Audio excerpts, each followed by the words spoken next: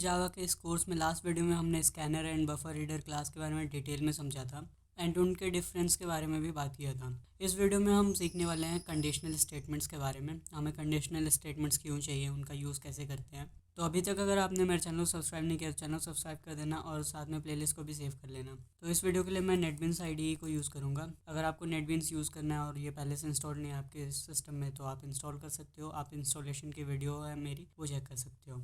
And अगर आपके ID में कुछ शो नहीं हो रहा तो आप जस्ट विंडो पे क्लिक करके एंड विंडो को रीसेट कर सकते हो। तो ये विंडो रीसेट हो जाएगा पहले के जैसे। सबसे पहले हम एक प्रोजेक्ट क्रिएट करेंगे। तो प्रोजेक्ट आप यहाँ से भी क्रिएट कर सकते हो या फिर फाइल में जाके न्यू प्रोजेक्ट कर सकते हो। देन आपको क्लिक करना है जावा विद एंटी पे and Java application. Then next करना है। उसके बाद से यहाँ पे प्रोजेक्ट का नेम देना है, तो यहाँ पे मैं कंडीशनल लिख देता हूँ। देन इसको फिनिश कर देना है तो एक प्रोजेक्ट क्रिएट हो जाएगा। तो हमारे पास ऑलरेडी कंडीशनल पैकेज के अंदर कंडीशनल डॉट जावा नाम की एक फ़ाइल क्रिएट हो गई है। अगर क्रिएट नहीं हुई तो आप पैकेज पे राइट क्लिक करके न्यू पे होवर करके जावा क्लास पे क्लिक करके एक न्यू फाइल क्रिएट कर सकते हो। तो अभी हम बात करते हैं कि हमें कंडीशनल स्टेटमेंट की ज़रूरत क्यों पड़ी। अब फॉर एग्ज़ाम्पल आपको एक प्रोग्राम क्रिएट करना है, जो प्रोग्राम यूज़र से कुछ इनपुट ले या फिर उस प्रोग्राम को हम कुछ कमांड्स दें और उस कमांड को प्रोसेस करके कुछ डिसीजन ले सके वो प्रोग्राम एंड उस डिसीजन के बेस पे हमें कुछ आउटपुट दे सकें। तो उसके लिए हम कंडीशनल स्टेटमेंट यूज़ करेंगे। बेसिकली कंडीशनल स्टेटमेंट दो टाइप के हैं, if else and switch case. तो सबसे पहले हम इफ एल्स को समझते हैं एक छोटा सा गेम बना करके। तो मैं एक स्कैनर क्लास का इंस्टेंस क्रिएट करूँगा। अगर आपको स्कैनर क्लास के बारे में नहीं पता तो आप लास्ट वीडियो चेक कर लेना, हमने डिटेल में इसको समझ रखा है। स्कैनर क्लास को मुझे इंपोर्ट करना पड़ेगा तो ऑल्ट एंटर करूँगा एंड ऐड टू इंपोर्ट, तो ये क्लास इंपोर्ट हो जाएगा। देन अब मैं यूज़र को एक मैसेज शो कराऊँगा। मैसेज होगा एंटर अ नंबर। हम एक नंबर गैसिंग गेम बनाने जा रहे हैं। तो यूज़र एक नंबर एंटर करेगा तो उसको हमें एक इंट टाइप के वेरिएबल में स्टोर कराना पड़ेगा। तो मैं यहाँ पे num equal to sc dot next int method का यूज़ करूँगा नंबर इनपुट कराने के लिए। देन अब हमें यहाँ पे कंडीशन लगाना है। यूज़र ने जो भी इनपुट किया वो तो नम में आ गया, स्टोर हो गया नम नाम के वेरिएबल में। एक काम करते हैं, एक हम विनिंग नंबर डिफाइन कर देते हैं। तो int winning number equal to मान लो 40। तो मैंने विनिंग नंबर डिक्लेयर कर दिया। अब मुझे कंडीशन अप्लाई करना है। कंडीशन क्या होगा, अगर यूज़र जो भी इनपुट कर रहा है वो विनिंग नंबर के इक्वल होता है तो मैं मैसेज शो कराऊंगा यूज़र को कि यू वॉन। तो पहले इतना करके देखते हैं। तो इस कंडीशन को लगाने के लिए मुझे क्या करना है, मुझे लिखना पड़ेगा इफ़ आप सिंपल हिंदी में जानते हो, इफ़ मतलब अगर। एंड यहाँ पे मुझे पैरेंथेसिस लगाना है। इस पैरेंथेसिस के अंदर कंडीशन होगा, अगर ये कंडीशन ट्रू होता है तो इस करली ब्रेस के अंदर जो भी चीज़ें लिखी होंगी वो एग्जीक्यूट होंगी। तो यहाँ पे अगर ट्रू आएगा तो इस करली ब्रैकेट के अंदर जो भी कोड लिखा होगा वो सारा का सारा एग्जीक्यूट होगा। अगर यहाँ पे फॉल्स आता है किसी वजह से तो इसके अंदर जो भी चीज़ लिखा होगा वो एग्जीक्यूट नहीं होगा और जो प्रोग्राम है इस ब्लॉक को इग्नोर करके नेक्स्ट आगे बढ़ जाएगा। अगर यहाँ पे कोई कोड लिखा हुआ है तो वो एग्जीक्यूट होने लग जाएगा। तो मैं यहाँ पे एक मैसेज प्रिंट करा देता हूँ, गेम एंडेड। बेसिकली इफ़ में जो ये पैरेंथेसिस है, ये पैरेंथेसिस के अंदर हम एक बूलियन वैल्यू को पास करते हैं। अब बूलियन वैल्यू या तो फॉल्स हो सकती है या ट्रू हो सकती है। अब ज़रूरी नहीं कि आप यहाँ पे डायरेक्टली ट्रू लिखो या फॉल्स लिखो, आप लिख भी सकते हो। अगर आप ऐसा करते हो, ट्रू लिखते हो, तो जितनी बार ये प्रोग्राम रन होगा उतनी बार इस ब्लॉक के अंदर जो भी कोड होगा वो ऑब्वियसली एग्जीक्यूट होगा ही। तो हम यहाँ पे ये ट्रू फॉल्स लिखने की बजाय कुछ कंडीशन अप्लाई करेंगे। कंडीशन अप्लाई करने के लिए हम कंडीशनल ऑपरेटर्स के बारे में ऑलरेडी पढ़ चुके हैं, ऑपरेटर्स की जो वीडियो थी उसमें। अगर आपको ऑपरेटर्स नहीं पता तो आप ऑपरेटर्स की वीडियो चेक कर सकते हो, आपको प्लेलिस्ट में मिल जाएगा या फिर मैं लिंक डिस्क्रिप्शन या फिर यहाँ आई बटन पे डाल दूँगा। तो या तो हम वो कंडीशनल ऑपरेटर्स का यूज़ कर सकते हैं या फिर कुछ मेथड्स यूज़ कर सकते हैं जो रिटर्न करते हो ट्रू या फॉल्स यानी बुलियन वैल्यूज़। तो हम यहाँ पे सिंपली कंडीशनल ऑपरेटर्स यूज़ करेंगे। तो सबसे पहले हमें लिखना पड़ेगा नम। अगर नम इक्वल है, इक्वालिटी चेक करने के लिए हम यूज़ करते हैं डबल इक्वल। तो अगर नम इक्वल है विनिंग नंबर के तो फिर इसके अंदर एग्जीक्यूशन होगा और यहाँ पे हम प्रिंट कराएंगे यू वॉन।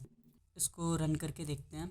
रन करने के लिए आप शिफ्ट F6 प्रेस कर सकते हो या फिर यहाँ पे क्लिक करके रन कर सकते हो, या प्रोजेक्ट में जा करके इस पर राइट क्लिक करके रन फाइल कर सकते हो। तो मैंने शिफ्ट के साथ F6 प्रेस किया। ये शॉर्टकट नेटबीन्स में काम करेगा। अगर आप इक्लिप्स यूज़ कर रहे हो तो कंट्रोल F11 प्रेस करना पड़ेगा। तो यहाँ पे मुझे एक नंबर इनपुट करना है। फॉर एग्जांपल मैं 40 प्रेस कर देता हूँ, देन एंटर करूँगा तो you won and game ended. जब मैंने यहाँ पे वैल्यू एंटर किया 40, तो नम नाम के वेरिएबल में 40 स्टोर हो गया। उसके बाद से इस कंडीशन से चेक हुआ कि क्या ये जो नम है, नम के अंदर जो वैल्यू है वो विनिंग नंबर के अंदर जो वैल्यू स्टोर्ड है उससे इक्वल है। तो मैंने 40 डाला था, दोनों इक्वल है, तो यहाँ पे ट्रू रिटर्न हुआ। तो ये जैसे ही ट्रू हुआ तो इसके अंदर जो भी चीज़ लिखा हुआ था वो एग्जीक्यूट हुआ, एंड इसके एग्जीक्यूशन के बाद से इसके आगे प्रोग्राम बढ़ गया एंड ये चीज़ एग्जीक्यूट हो गई। अब फॉर एग्जांपल मैं इसको फिर से रन करता हूँ एंड यहाँ पे 40 के बजाय कुछ और वैल्यू एंटर कर देता हूँ। तो यहाँ पे सिर्फ गेम एंडेड आ रहा है। ये वाली जो स्टेटमेंट थी ये एग्जीक्यूट नहीं हुई, क्योंकि नम में मैंने 734 एंटर किया, तो यहाँ पे 734 है।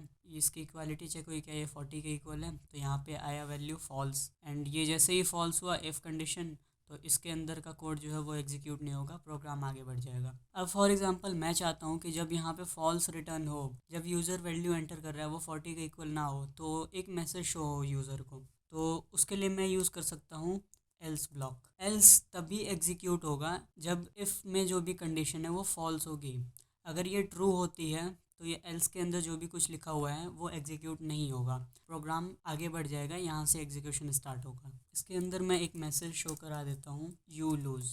अगेन इसको रन करता हूँ मैं। फॉर एग्जांपल यहाँ पे 34 एंटर किया, you lose and game ended. तो जैसे मैंने अभी समझाया, जैसे ये फॉल्स हुआ इसके अंदर का कोड जो है वो एग्जीक्यूट नहीं हुआ, एल्स ब्लॉक का कोड जो है वो एग्जीक्यूट हो गया। सो इस तरीके से हम यूज़ करते हैं एल्स इफ ब्लॉक को। अब फॉर एग्जांपल हम चाहते हैं इसमें एक और कंडीशन ऐड करना कि अगर यूज़र जो भी इनपुट कर रहा है वो 40 से ज़्यादा है, तो हम यूज़र को एक मैसेज शो कराएंगे कि the number is too high. तो इसके लिए हम यूज़ कर सकते हैं एल्स इफ़ का। एल्स इफ़ को आप हमेशा इफ़ के बाद लिखते हो और एल्स के पहले लिखते हो, तो हम यहाँ पे यूज़ कर सकते हैं एल्स इफ़। एंड इसके पास भी एक पैरेंथेसिस होगा एंड कर्ली ब्रेसेस। एल्स में हमें कोई पैरेंथेसिस नहीं लगाना है, डायरेक्टली हमें कर्ली ब्रेस यूज़ करना है और अपना कोड लिखना है। अब यहाँ पे कंडीशन हम क्या लगाएंगे, num greater than winning number. तो अगर ऐसा होता है तो हम मैसेज प्रिंट कराएंगे, the input number is too high. And same अगर नंबर जो भी इनपुट कर रहा है यूज़र वो 40 से लेस होता है तो हम एक कंडीशन लगाएंगे। तो मैं इसी को कॉपी पेस्ट कर ले रहा हूँ। एंड नंबर अगर लेस देन है विनिंग नंबर से, तो नंबर इज़ टू लो। सो यहाँ पे एग्जीक्यूशन कैसे होगा, यूज़र ने जो भी इनपुट किया वो नम में स्टोर हो गया, विनिंग नंबर हमारा 40 है। देन कंडीशन चेक हुआ, सबसे पहले इफ़ वाला, अगर नम इक्वल है विनिंग नंबर के तो ये प्रिंट करो। और जब ये ट्रू हो जाता है, नम जो है विनिंग नंबर से इक्वल हो जाता है, तो इसके आगे ये जो एल्स इफ जितने भी हैं या फिर एल्स है ये सब कुछ इग्नोर हो जाएगा। इनमें से कोई सा भी ना ही चेक होगा ना एग्जीक्यूट होगा, प्रोग्राम डायरेक्टली यहाँ पे आ जाएगा और इसके आगे जो भी कोड होगा वो एग्जीक्यूट होगा। और अगर यहाँ पे जो भी नंबर है वो विनिंग नंबर के इक्वल नहीं होता है, यहाँ पे फॉल्स आ जाता है, तो ये चीज़ तो एग्जीक्यूट होगा ही नहीं। लेकिन यहाँ पे हमने एक एल्सिफ लगा रखा है, तो इस एल्सिफ की वजह से यहाँ पे जो कंडीशन है ये फिर चेक होगा। ध्यान रहे ये फॉल्स होगा तभी ये चेक होगा, अगर ये ट्रू होता है तो ये सारे स्किप हो जाएंगे। तो यहाँ पे फिर से कंडीशन चेक हुआ, और अगर ये ट्रू होता है, जो नंबर इनपुट किया गया है वो विनिंग नंबर से ज़्यादा होता है, तो इसका जो बॉडी है वो एग्जीक्यूट होगा। और अगर ये फॉल्स होता है तो ही नेक्स्ट जो है एल्सिफ कंडीशन ये चेक होगा। अगर ये ट्रू होता है तो फिर ये चेक नहीं होगा, ये सेम वैसे ही इग्नोर हो जाएगा। देन अगेन सेम इसके साथ भी, अगर ये ट्रू होता है तो इसकी बॉडी में जो कोड है वो एग्जीक्यूट होगा, अगर ये फॉल्स होता है तो फिर एल्स की तरफ मूव हो जाएगा। जितने भी ये इफ़ हैं एल्स इफ़ हैं ये सारे अगर फॉल्स होते हैं तभी ये एल्स ब्लॉक जो है एग्जीक्यूट होगा। अगर इनमें से कोई सा भी एक ट्रू होता है तो सिर्फ उसकी बॉडी एग्जीक्यूट होगी, बाकी सब कुछ इग्नोर हो जाएगा, प्रोग्राम आगे बढ़ जाएगा। तो इसको रन करके चेक करते हैं। Enter a number, for example मैं यहाँ पे 23 एंटर कर रहा हूँ, एंटर किया, the input number is too low. पहले ये कंडीशन चेक हुआ, ये फॉल्स हो गया, तो इसके अंदर का जो कोड है वो इग्नोर हो गया। देन यहाँ पे चेक हुआ कंडीशन, तो यहाँ पे हमने कंडीशन डाला है if number is greater than winning number, तो ये भी फॉल्स हुआ, तो ये भी इग्नोर हो गया। देन नेक्स्ट कंडीशन चेक हुआ, if number is less than winning number, तो ये कंडीशन ट्रू हो गया, हमने 23 डाला था और विनिंग नंबर 40 है, तो इसके अंदर जो भी कोड था वो एग्जीक्यूट हुआ, एल्स ब्लॉक जो है इग्नोर हो गया, उसके बाद से प्रोग्राम आगे बढ़ गया और गेम एंडेड प्रिंट हो गया। देन इसको एक बार और चेक करते हैं। फॉर एग्जांपल मैं ज़्यादा नंबर एंटर कर देता हूँ, तो the input number is too high and game ended. अगर मैं सेम नंबर इनपुट करता हूँ 40, आउटपुट मिलेगा you won and game ended.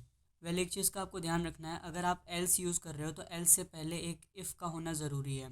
ये एल्स इफ जो है ये कंपलसरी नहीं है, ऑप्शनल है। तो अगर आपको एल्स यूज़ करना है तो आपको इससे पहले एक इफ़ लिखना पड़ेगा। अगर मैं इसको हटा देता हूँ तो यहाँ पे एक एरर शो होगा। एंड आप चाहो तो सिर्फ इफ़ यूज़ कर सकते हो, एल्स लिखने की ज़रूरत नहीं है। आप चाहें तो इफ़ के बाद से एक और इफ़ यूज़ कर सकते हो, कोई प्रॉब्लम नहीं होगी। जस्ट यहाँ पे आपको कंडीशन लिखना है, तो मल्टीपल इफ़ को भी यूज़ कर सकते हो। आप इफ़ के अंदर एक और इफ़ यूज़ कर सकते हो। पूरा का पूरा आप इफ़ या फिर एल्स इफ़ ये सारा कुछ यूज़ कर सकते हो। एंड अगर आप एल्सिफ यूज़ करना चाहते हो तो आपको एल्सिफ से पहले एक इफ़ लिखना ज़रूरी है। अगर आप नहीं लिखते हो एक इफ़, आपको एक एरर शो होगा। तो एल्सिफ से पहले भी एक इफ़ का होना ज़रूरी है। इसमें भी कंपलसरी नहीं कि आप एल्स ब्लॉक को यूज़ करो, आप ना यूज़ करो तो भी कोई दिक्कत नहीं है। एंड सेम जैसे मैंने बताया, इफ़ के अंदर भी आप इफ़ एल्स यूज़ कर सकते हो, एल्सिफ के अंदर भी बहुत सारे एल्सिफ यूज़ कर सकते हो, एंड एल्स के अंदर भी आप इफ़ एल्स को यूज़ कर सकते हो। अगर आप इफ़ के अंदर एक और इफ़ कंडीशन यूज़ कर रहे हो तो इसको हम कहते हैं nested if else. So I hope आपको ये क्लियर हो गया होगा। अब बढ़ते हैं नेक्स्ट कंडीशनल स्टेटमेंट की तरफ। तो फॉर एग्ज़ाम्पल हमारे पास एक प्रॉब्लम स्टेटमेंट है कि हमें चेक करना है, या तो हम यूज़र से इनपुट करा लें या फिर सिस्टम में ही हम डे देख सकते हैं कि कौन सा डे है, आज संडे है या मंडे। तो फॉर एग्ज़ाम्पल अभी हम यूज़र से इनपुट कराते हैं डे, तो यूज़र डे इनपुट करेगा, फिर हम चेक करेंगे कि वो डे कौन सा डे है, क्या वो मंडे है, वेडनेसडे है। जो भी डे होगा उसके अकॉर्डिंग हम कुछ कोड को एग्जीक्यूट कराएंगे, यूज़र को कुछ मैसेज देंगे। तो अगर हम इफ़ एल्स की हेल्प से करना चाहते हैं तो सबसे पहले तो हमें यहाँ पे इसका इनपुट टाइप चेंज करना पड़ेगा। इसको मैं कर देता हूँ स्ट्रिंग, एंड इसका नेम जो होगा वो डे। एंड हमें मेथड यूज़ करना पड़ेगा नेक्स्ट लाइन, क्योंकि हम स्ट्रिंग इनपुट कराएंगे। इसकी ज़रूरत नहीं तो इसको मैं कमेंट कर देता हूँ। देन हमें कंडीशंस लगाने हैं। तो फॉर एग्ज़ाम्पल मैं यहाँ पे लिख देता हूँ डे। अगर डे इक्वल होता है मंडे से तो मुझे कुछ कोड को एग्जीक्यूट कराना है।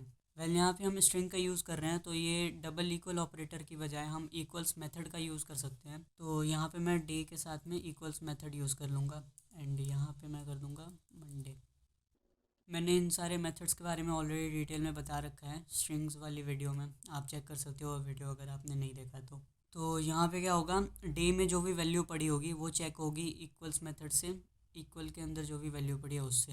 तो डे में फॉर एग्जांपल यूज़र इनपुट करता है मंडे, तो ये चेक हुआ तो ये ट्रू हो जाएगा। अगर ये ट्रू होता है तो इसके अंदर की जो भी कोड होगा वो एग्जीक्यूट होगा। अगर ये फॉल्स होता है, नेक्स्ट जो एल्सिफ होगा उसमें कंडीशन चेक होगा। अगर एल्सिफ नहीं है, डायरेक्ट एल्स है, तो एल्स एग्जीक्यूट हो जाएगा। अगर एल्स भी नहीं है तो भी प्रोग्राम आगे बढ़ ही जाएगा।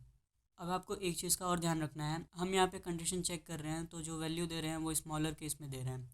अगर मान लो यूज़र कैप्स लॉक ऑन करके कैपिटल लेटर में सारे इनपुट दे देता है, तो यहाँ पे कंडीशन चेक होगा तो यहाँ पे फॉल्स आ जाएगा। जबकि बात तो वही हुआ, चाहे कैपिटल में लिखो मंडे या फिर स्मॉल में, हुआ तो मंडे ही। तो इस चीज़ से बचने के लिए हम या तो ऐसे कर सकते हैं कि ये कोड यहाँ से हटा करके जो भी डे आ रहा है इसको हम लोअर केस में पहले चेंज कर दें। टू लोअर केस मेथड को कॉल करेंगे तो ये मेथड क्या करेगा, इसके अंदर जो वैल्यू पड़ी होगी उसको लोअर केस में चेंज कर देगा। उसके बाद से हम यहाँ पे इक्वल्स मेथड को अप्लाई कर सकते हैं, एंड यहाँ पे स्मॉल में अपना जो भी वैल्यू है वो डाल सकते हैं। या फिर इतना लंबा प्रोसेस ना करने की बजाय हम यहाँ पे direct equals ignore case method का यूज़ कर लेंगे। तो ये केस को इग्नोर करेगा, एंड अगर यूज़र कैपिटल में भी एंटर कर दे रहा है तो भी यहाँ पे ट्रू ही रिटर्न में आएगा, क्योंकि हम यहाँ पे केस को इग्नोर कर दे रहे हैं। तो मैं बाकी के भी कंडीशंस को जल्दी से लिख देता हूँ। तो मैंने यहाँ पे सारे कंडीशंस को लिख दिया है, और जो भी आउटपुट आएगा अगर कोई चीज़ मैच होती है तो वो भी मैंने चेंज कर दिया। अगर मंडे होता है तो it's Monday, it's Tuesday and so on.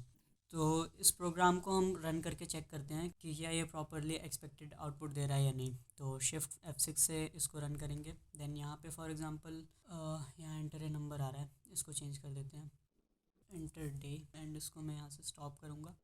Then फिर से इसको रन करते हैं, एंटर डे। फॉर एग्जांपल यहाँ पे मैं कैप्स लॉक ऑन करके मंडे करता हूँ, एंटर किया तो आप देख सकते हो यहाँ पे केस इग्नोर हो गया, मैंने यहाँ पे स्मॉल में डाल रखा था। अगर मैं इक्वल्स इग्नोर केस यूज़ नहीं करता, सिर्फ इक्वल्स यूज़ करता, तो यहाँ पे ये ट्रू नहीं होता। तो इसके अंदर जो भी कोड था वो एग्जीक्यूट हुआ, इट्स मंडे यहाँ पे प्रिंट हो गया। एंड इसके आगे जितना भी कंडीशन था या फिर एल्स ब्लॉक था वो सब कुछ इग्नोर हो गया एंड प्रोग्राम यहाँ से एग्जीक्यूशन स्टार्ट हुआ, तो गेम एंडेड मैसेज हमें प्रिंट हो गया। इसी तरीके से अगर मैं फिर से इसको रन करता हूँ, यहाँ पे मैं वैल्यू देता हूँ स्मॉल में वेडनेसडे, तो इट्स वेंसडे हुआ प्रिंट एंड गेम एंडेड। तो इस तरीके से हमने इसको सॉल्व किया जो भी हमारा प्रॉब्लम स्टेटमेंट था। यहाँ पे आप देखोगे हमने मल्टीपल इफ़ एल्सिफ बहुत सारे यूज़ कर रखे हैं। इस चीज़ को रिड्यूस करने के लिए कोड को और ज़्यादा ऑप्टिमाइज़ बनाने के लिए हम यूज़ कर सकते हैं स्विच केस का। स्विच केस का सिंटेक्स ऐसे होता है, स्विच के बाद हम पैरेंथेसिस यूज़ करते हैं एंड कर्ली ब्रेसेस, एंड इसके अंदर हम कुछ केसेस डिफाइन करते हैं। स्विच का जो ये पैरेंथेसिस है, यहाँ पे हम जो भी ये इनपुट ले रहे हैं यूज़र से डे, इस चीज़ को हम पास करेंगे। यहाँ पे मैं लिख दूँगा डे एंड अब यहाँ पे मैं केसेस डिफाइन करूँगा।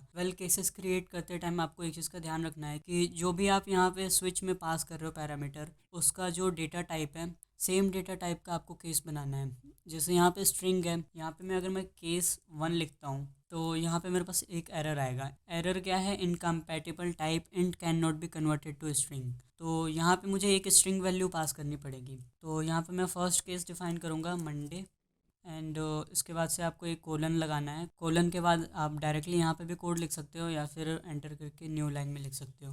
तो यहाँ पे मैं मैसेज प्रिंट कराऊँगा इट्स मंडे एंड यहाँ पे मैं मल्टीपल लाइंस लिख सकता हूँ। जैसे एक और लाइन लिख देता हूँ, says out you have to go to school.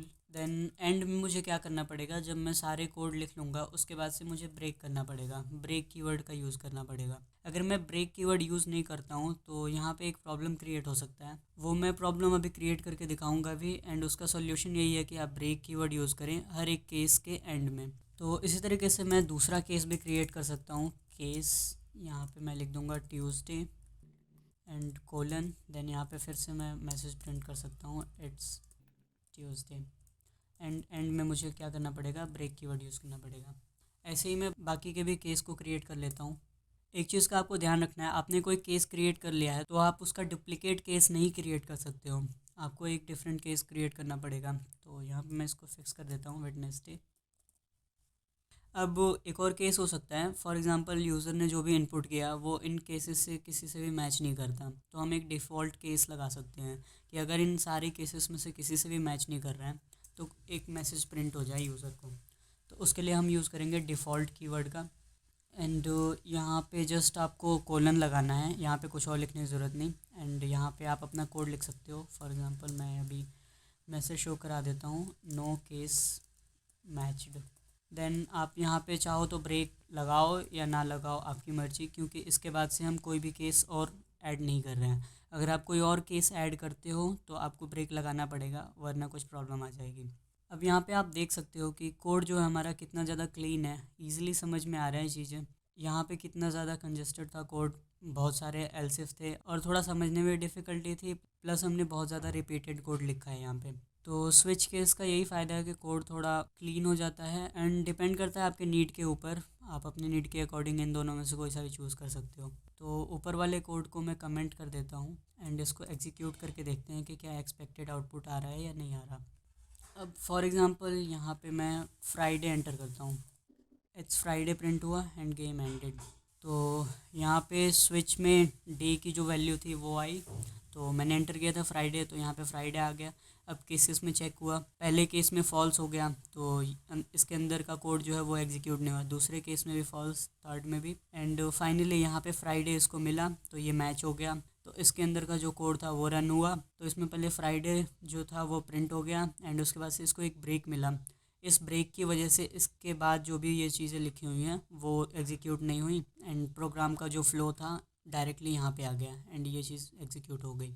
अब इस ब्रेक का यूज़ ना करते तो क्या प्रॉब्लम आती है, उसको समझने से पहले हम इफ एल्स का जो प्रोग्राम का एग्जीक्यूशन है वो देख लेते हैं। प्रोग्राम का एग्जीक्यूशन कैसे हो रहा है उसके लिए हम फ़्लो चार्ट बनाते हैं। फ़्लो चार्ट मैंने बना रखा है इसके लिए। तो इफ एल्स का फ़्लो चार्ट कुछ ऐसा होता है, पहले हम कंडीशन डिफ़ाइन करते हैं, जैसे मैंने यहाँ पे कंडीशन डाला था इफ़ का, देन उसके बाद से वो कंडीशन चेक होता है, अगर कंडीशन फॉल्स होता है तो एल्स हमने अगर एल्स की बॉडी डिफाइन की है तो उसका कोड जो है वो एग्जीक्यूट होगा और प्रोग्राम आगे बढ़ जाएगा। और अगर कंडीशन जो है वो ट्रू होता है तो इफ़ की जो भी बॉडी में कोड होगा वो एग्जीक्यूट होगा, उसके बाद से प्रोग्राम आगे बढ़ जाएगा। इसी तरीके से इफ़ एल्स ब्लॉक का हमारे पास फ्लो चार्ट है। इसमें भी सेम कंडीशन चेक हुआ, अगर ट्रू होता है तो इफ़ की बॉडी एग्जीक्यूट होगी एंड कोड आगे बढ़ जाएगा। एंड अगर कंडीशन फॉल्स होता है तो हमारे पास एल्स इफ था, एल्स इफ के अंदर जो कंडीशन थी वो चेक हुई, फिर अगर वो फॉल्स होता है तो एल्स बॉडी का कोड एग्जीक्यूट होगा, अगर ये ट्रू होता है तो एल्स इफ का बॉडी जो है वो एग्जीक्यूट होगा एंड प्रोग्राम आगे बढ़ जाएगा। तो फ्लो चार्ट हम जस्ट इसलिए बनाते हैं ताकि हमें पता लग सके कि प्रोग्राम का एग्जीक्यूशन हो कैसे रहा है। अब देखते हैं अगर हम इस ब्रेक का यूज़ नहीं करते तो क्या होता। तो इसको प्रॉपरली समझाने के लिए मैंने वर्ड में ये बना रखा है। तो एक साइड हमारे केसेस होते हैं सारे और एक साइड उसमें जो भी हमने कोड लिख रखा है, जैसे केस के अंदर जो भी बॉडी है उसमें जो भी कोड है वो एक साइड मैंने लिख रखा है। तो फॉर एग्जांपल यूज़र ने इनपुट किया ट्यूसडे, तो मैं यहाँ पे सारे ब्रेक्स को हटा देता हूँ। तो मैंने हर एक केस से सारे ब्रेक कीवर्ड को हटा दिया है। अब यूज़र ने इनपुट किया ट्यूसडे, तो पहला केस चेक हुआ, यहाँ पे मैच नहीं हुआ तो इसके अंदर की चीज़ें एग्जीक्यूट नहीं होंगी। देन दूसरा केस चेक हुआ ट्यूसडे एंड इसके अंदर की चीज़ें एग्जीक्यूट होंगी एंड बाकी के केस इग्नोर हो जाएंगे जैसा मैंने बताया था। तो अगर मैं इसको रन करता हूँ एंड यहाँ पे मैं एंटर करता हूँ ट्यूसडे, तो आप देखोगे इट्स ट्यूसडे तो प्रिंट हुआ ही, लेकिन उसके बाद से वेंसडे भी प्रिंट हुआ, थर्सडे, फ्राइडे, सैटरडे सब कुछ प्रिंट हो गया। लेकिन मैंने अभी कहा कि कोई भी केस जो है वो दोबारा चेक नहीं होगा अगर एक मैच हो गया तो ये बात सच है कि चेक नहीं होगा। ये क्यों आया, क्योंकि जैसे ही यहाँ पे केस चेक हुआ और ये ट्रू हो गया तो ये चीज़ प्रिंट हो गई, लेकिन हमने ब्रेक यूज़ नहीं किया है। आप देखोगे कोई भी यहाँ पे ब्रेक कीवर्ड यूज़ नहीं है किसी भी केस में, तो इसके बाद से जितना भी लिखा हुआ था वो सारा भी एग्जीक्यूट हो गया। ये केसेस तो चेक नहीं हुई लेकिन इसके बाद से जो भी लिखा हुआ था वो सब कुछ एग्जीक्यूट हुआ। अगर मैं ब्रेक यूज़ करता हूँ, फॉर एग्ज़ाम्पल मैं यहाँ पे ब्रेक यूज़ कर लेता हूँ थर्सडे में, तो थर्सडे के बाद से यहाँ पे एक ब्रेक कीवर्ड है। अब मैं इसको रन करता हूँ, देन अगेन सेम मैं इनपुट दूंगा ट्यूसडे, तो ट्यूसडे, वेंसडे, थर्सडे, थर्सडे तक प्रिंट हुआ, थर्सडे पे यहाँ पे इसको ब्रेक मिला, उसके बाद से चीज़ें प्रिंट नहीं हुई। तो यहाँ पे क्या हुआ, पहला केस चेक हुआ, ये फॉल्स हो गया तो इट्स मंडे जो है ये एग्जीक्यूट नहीं हुआ। दूसरा केस चेक हुआ तो यहाँ पे ट्रू हो गया तो प्रोग्राम इस साइड आ गया और इट्स ट्यूसडे जो है वो प्रिंट हो गया। अब यहाँ पे कोई भी ब्रेक नहीं है तो ये भी प्रिंट हो गया, ये भी प्रिंट हो गया। यहाँ पे इसको ब्रेक मिला, तो जैसे ही ब्रेक मिला तो ये जो भी प्रोग्राम था वो इसको एग्जीक्यूट नहीं किया, वो डायरेक्ट इस स्विच केस के बाहर आ गया एंड उसके बाद से जो भी कोड लिखा था उसका एग्जीक्यूशन हुआ। इसीलिए हम अगर चाहते हैं कि ऐसा प्रॉब्लम ना हो, सारी चीज़ें एग्जीक्यूट ना हो, सिर्फ मान लो जैसे यहाँ पे ट्यूसडे है, ये चीज़ प्रिंट हो जाए उसके बाद से ब्रेक आ जाए, तो हमें एक ब्रेक कीवर्ड यूज़ करना पड़ेगा। इसीलिए हमें हर जगह पे हर एक केस में ब्रेक कीवर्ड का यूज़ करना कंपलसरी होता है एक तरीके से। अगर आप वैसा फीचर चाहते हो कि मैच होने के बाद भी चीज़ें प्रिंट हो तो आप ब्रेक कीवर्ड का यूज़ ना करो। अगर आप चाहते हो कि अगर कोई केस मैच होता है तो सिर्फ उसका कोड एग्जीक्यूट हो, बाकी किसी केस का कोड एग्जीक्यूट ना हो, तो आप ब्रेक कीवर्ड का यूज़ कर सकते हो। एंड ये जो डिफ़ॉल्ट केस है, ज़रूरी नहीं कि आप एंड में ही लिखो, इसको आप यहाँ से उठा करके एंड किसी भी केस के बाद या फिर एकदम स्टार्टिंग में भी लिख सकते हो, कोई प्रॉब्लम वाली बात नहीं। तो एग्जीक्यूशन जो है वो सेम ही होगा, जस्ट ये डिफ़ॉल्ट स्टार्टिंग में है तो यहाँ पे सबसे पहले डिफ़ॉल्ट आ जाएगा एंड उसके बाद से जो हमारा केस मंडे है वो आ जाएगा और कुछ चेंज नहीं होगा। डिफ़ॉल्ट के अंदर जो भी कोड था वो कोड यहाँ पे आ जाएगा। सो इस तरीके से स्विच का एग्जीक्यूशन होता है। आई होप आपको अब कोई प्रॉब्लम नहीं होगा इफ एल्स और स्विच केसेस के अंदर। नेक्स्ट वीडियो में मैं कुछ क्वेश्चंस आपको दूंगा सॉल्व करने के लिए, आप उसको ट्राई करना एंड उसके नेक्स्ट वीडियो में मैं उन क्वेश्चंस का सॉल्यूशन प्रोवाइड करूंगा। तो मिलते हैं नेक्स्ट वीडियो में। Thank you so much guys for watching. अगर आपको वीडियो हेल्पफुल लग रही है तो वीडियो को लाइक कर देना एंड चैनल को सब्सक्राइब कर देना।